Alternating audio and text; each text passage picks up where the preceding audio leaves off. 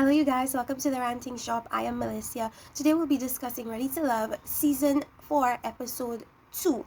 So, in this episode, we get to see the singles interacting with other singles, and we get to see who is clicking with each other, who is not clicking with each other, and we have somewhat of a projection of future happenings.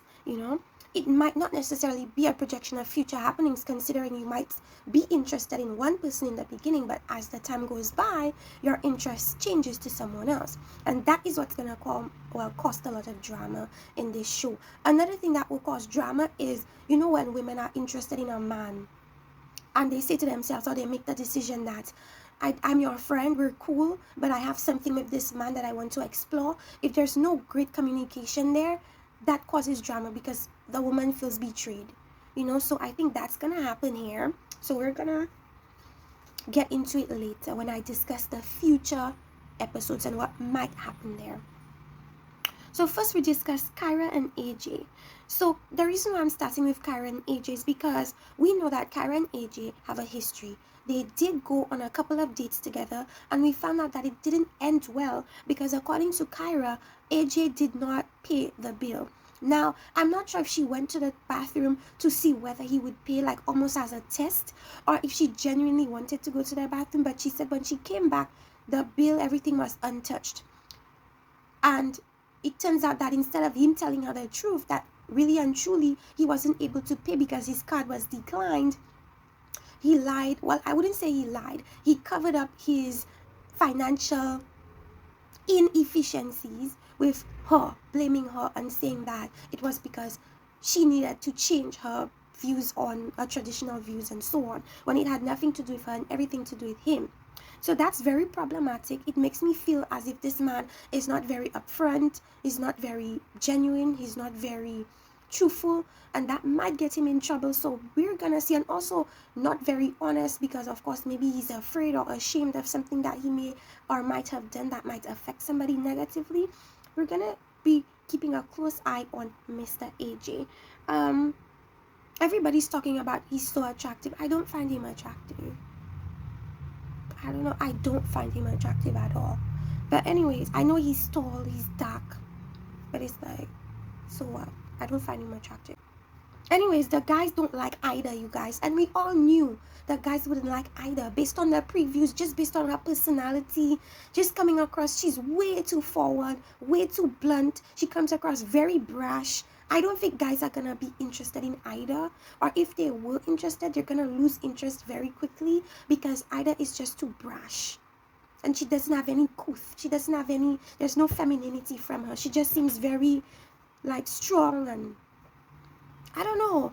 I wouldn't say aggressive, but her approach is too strong. And a lot of guys didn't find that attractive. So I think Ida is gonna be going home relatively quickly. Andrea talking about her cat to Dietrich because at that time her cat got lost. She thinks it's probably dead. She's emotional about her cat.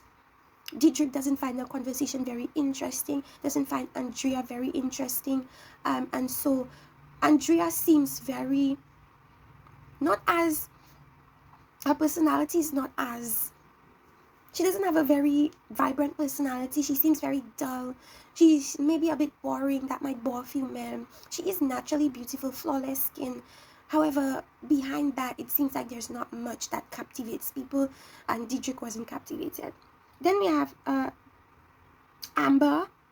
Okay, Amber, when she was talking to the teacher, Khalil, looked so disinterested in what he was saying. I felt so bad for Khalil because it's like, the way Amber came across was like, whatever, I don't care, like.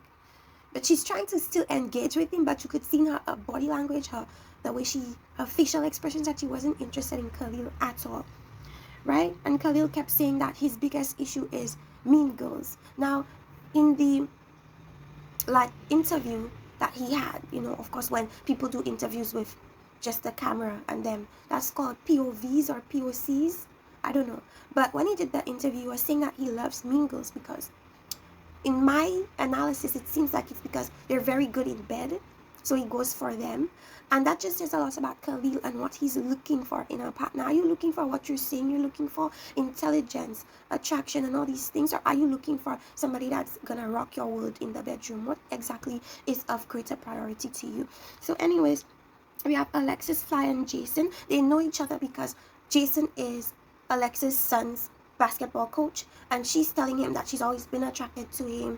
He's always looked good to her, but she's not always looked her best, so she didn't feel comfortable approaching him at that moment. So I guess now she feels more confident and will approach or pursue Jason. We're gonna see about that.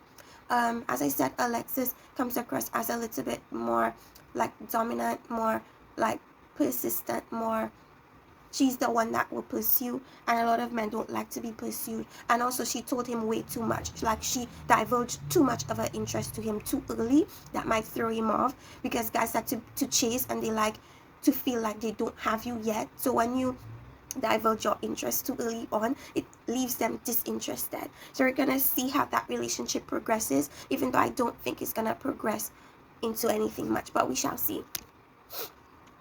Alright, so my battery is gonna die a bit, so let's be quick about this. Then we have Tressa, and Tressa is the comedian, full-figured, and some men are already like categorizing her as the home girl because they're not physically attracted to her. So we're gonna see what happens with Tressa as the episode goes on. She said that she didn't see any swag, I believe, in Khalil. So you find that a lot of women, if the men don't have that, that charismatic demeanor, that confident demeanor, you don't find him attractive.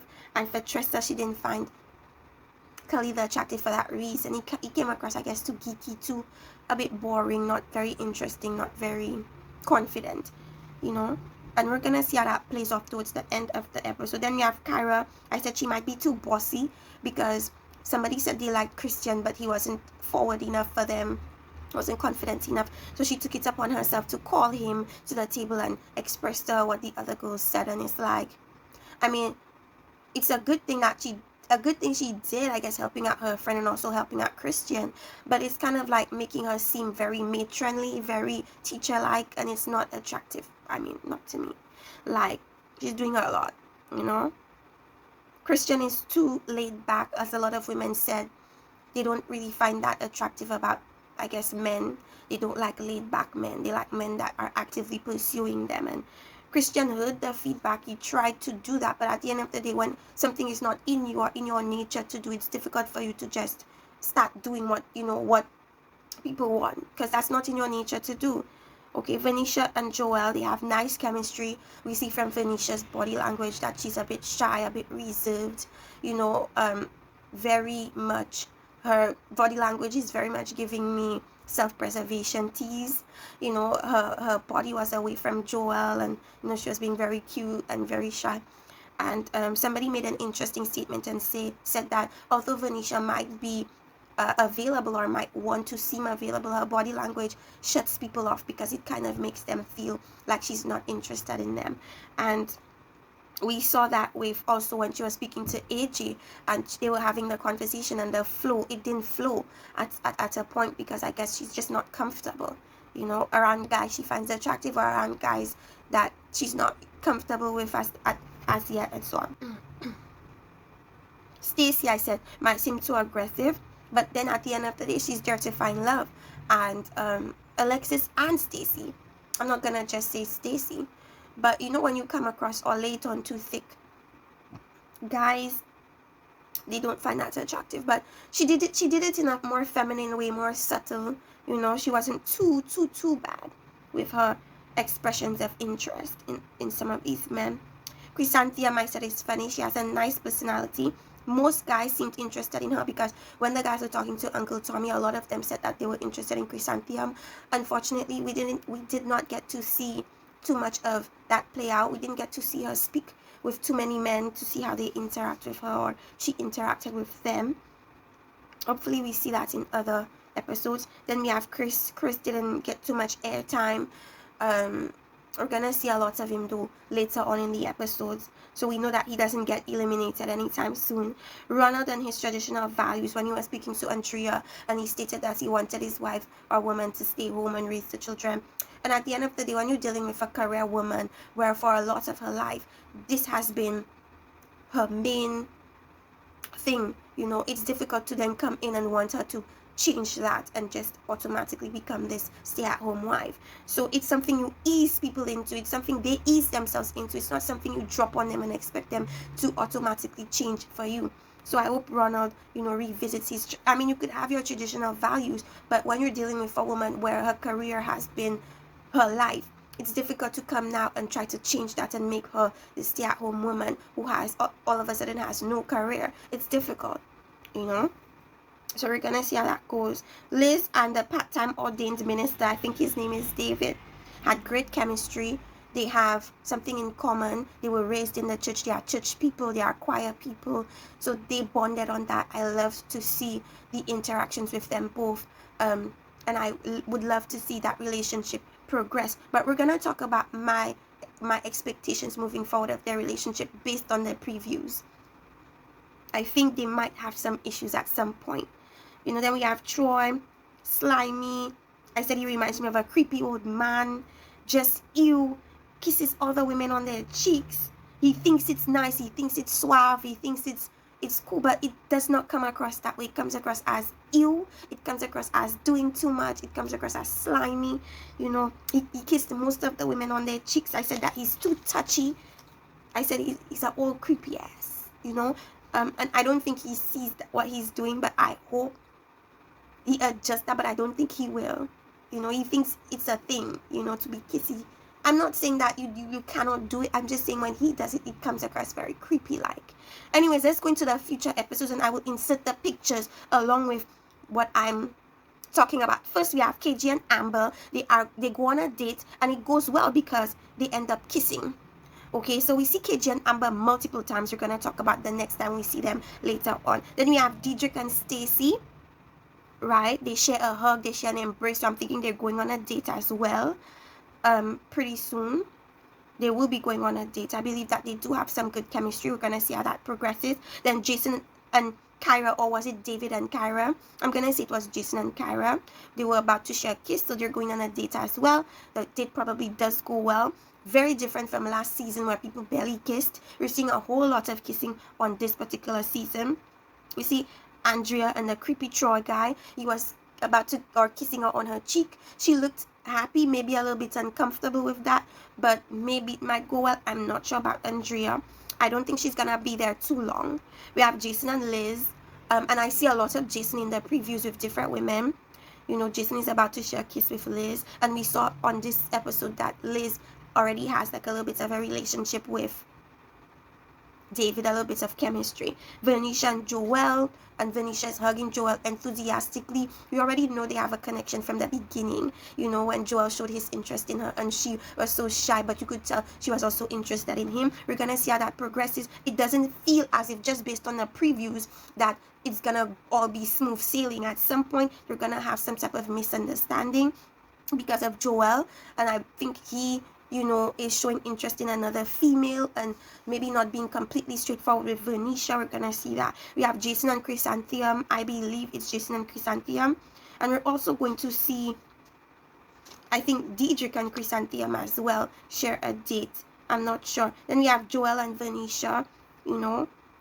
Of course, their relationship is gonna be pretty strong in the beginning, but it's going to go through some problems later on into the episode. We have AJ and Alexis Sky share a kiss.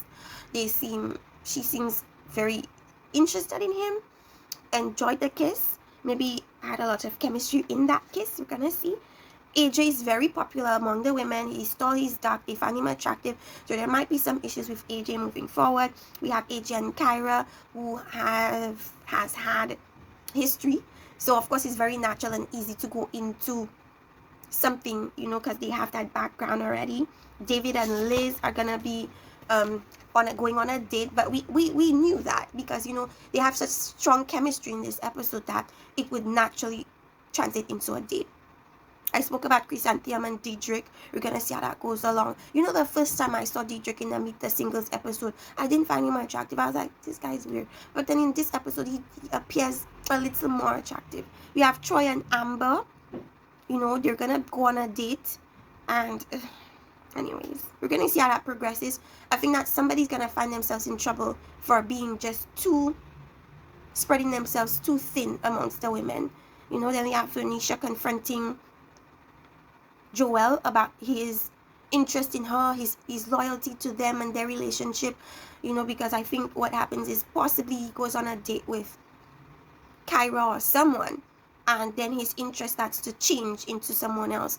So that's obviously gonna cause drama. We're gonna look out for that. Then Alexis confronting Amber about her loyalty and her, you know, interest in maintaining girl code, you know, because I think she betrays Alexis in some way, and it's probably because Amber goes on a date with somebody that Alexis is interested in, or she sees somebody very close to when Alexis sees them, and that creates drama. But we have drama with Alexis and Amber. David and Liz have a misunderstanding because maybe she doesn't quite feel David's interest in her, or David had not communicated his interest completely or thoroughly with Liz, so Liz continued to explore options. We're gonna see this season seems juicier. There's more kissing, we see more intimacy, we see more dates, and I think there's gonna be more drama. So we're gonna stay tuned for what's to come later. So this is it for my review of Ready to Love. Let me know if you guys want to know more about anything. Please, we could discuss anything you'd like to discuss in the comment section. See you guys for the next episode of Ready to Love. Like and subscribe, and thank you for watching. Bye bye.